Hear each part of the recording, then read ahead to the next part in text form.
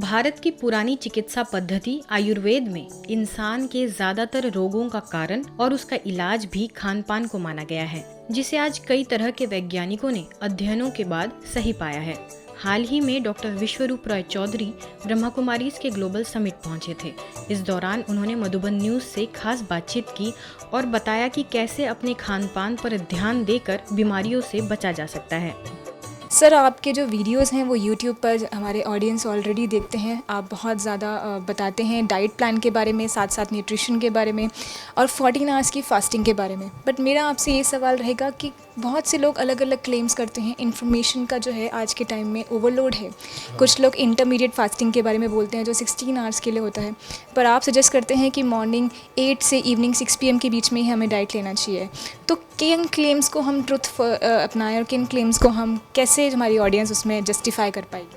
हाँ, इसमें बड़ा इम्पोर्टेंट है सवाल। तो आप ये देखिए कि एविडेंस कौन दे रहा है, सबूत कौन दे रहा है। फॉर एग्जांपल जैसे मैंने बोला कि भाई जो सुबह हमारा सेशन था कि 8 AM to 6 PM के बीच में खाना, साथ में मैंने एक बुक मैंने लिखी है सर्केडियन डॉक्टर, उसमें पूरे दुनिया के सारे एविडेंस मैंने डाल दिए और वो बुक का मैंने लिंक भी दे दिया bishrut.com/ebook। इसमें जाके फ्री डाउनलोड कर सकते हैं, अनवेरीफाई कर सकते हैं। तो मान लो कोई 16 आवर फास्टिंग बोलता है, क्या उसने कोई एविडेंस दिया? या कोई हेल्थ क्लेम कोई करता है, कोई एलोपैथी का डॉक्टर ही करता है या कोई आयुर्वेदा करता है या कोई न्यूट्रिशनिस्ट करता है, क्या वो बोल रहा है या साथ में एविडेंस दे रहा है? उसकी बात मानिए। आप एक डाइट प्लान के बारे में बोलते हैं जैसे कि हमें अपने बॉडी वेट से into 10 something grams of fruit लेना चाहिए और आफ्टरनून 12 बजे से पहले फ्रूट्स लेना चाहिए। तो ये क्या क्लेम है? और कुछ लोग जिनकी नाइट शिफ्ट्स हैं, जो डे में वर्क नहीं कर रहे हैं, डे में सो रहे हैं, वो अपनी बैलेंस डाइट को कैसे मेंटेन रखें? हाँ, उनके लिए मुश्किल है डेफिनेटली।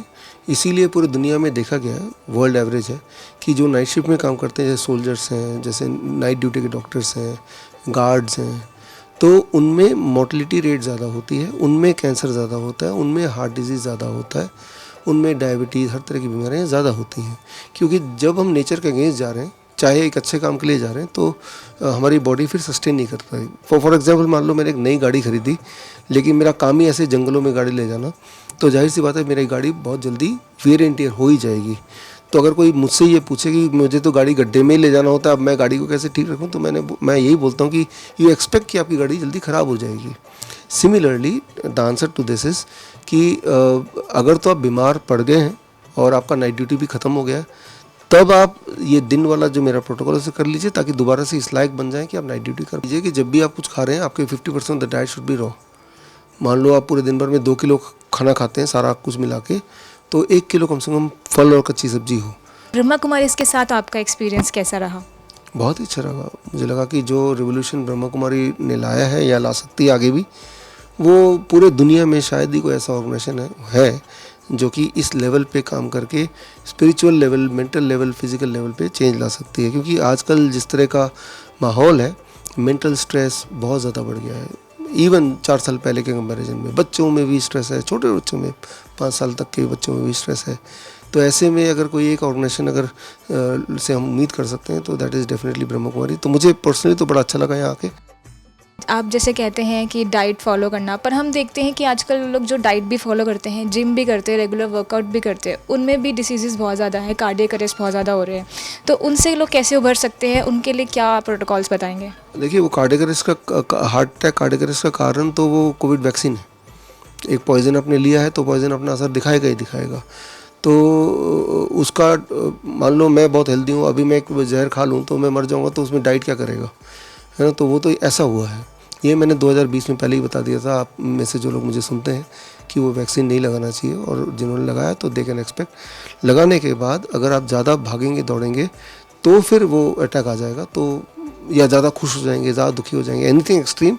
जैसे मान लो आपकी गाड़ी ऑलरेडी हालत पतली हो चुकी है, तो एक झटका लगते ही वो बैठ जाएगा, तो वो हालत हो गई है। तो आपको क्या लगता है कि मेडिटेशन स्टेट में फूड बनाने से और खाना अगर न्यूट्रिशन हो, साथ साथ स्टेट ऑफ माइंड भी हमारा अच्छा हो, तो और भी ज़्यादा हेल्थ पे इम्पैक्ट पड़ते हैं? हाँ, डेफिनेटली। जो खाना बना रहा है, जो खाना दे रहा है, इवन जो खाना खा रहा है, उसकी जो मूड है that impacts directly to the food and how the food is working the body. इसको ऐसे समझिए, मान लो जब आप गुस्से में होते हैं या स्ट्रेसफुल होते हैं, तब खाना खाएंगे तो वो बॉडी में हजम ही नहीं होगा। ये तो हो गया डायरेक्ट इम्पैक्ट। आपको स्ट्रेस है और आप ही खा रहे हैं, दूसरा किसी और को स्ट्रेस है और वो खाना बना रहा है, तो that also travels with the food. अभी भी जो मैं आपको बोल रहा हूँ आपको सुनाई दे रहा है, there is some vibration going on, दिखाई दे नहीं रहा कैसे आवाज़ जा रही है, तो एक वाइब्रेशन है जिससे वो कान में आ रहा है, सुनाई दे रहा है। तो everything can be translated into vibration, your thoughts can be translated into vibration. तो जाहिर सी बात है खाना बनाने से पहले अगर अच्छे मन से बनाएंगे तो that will work better in comparison to अगर स्ट्रेसफुल मन से बनाएंगे। बहुत बहुत शुक्रिया मधुबन न्यूज़ के साथ बात करने के लिए। आपका बहुत बहुत धन्यवाद। आगे के लिए शुभकामनाएं। Thank you.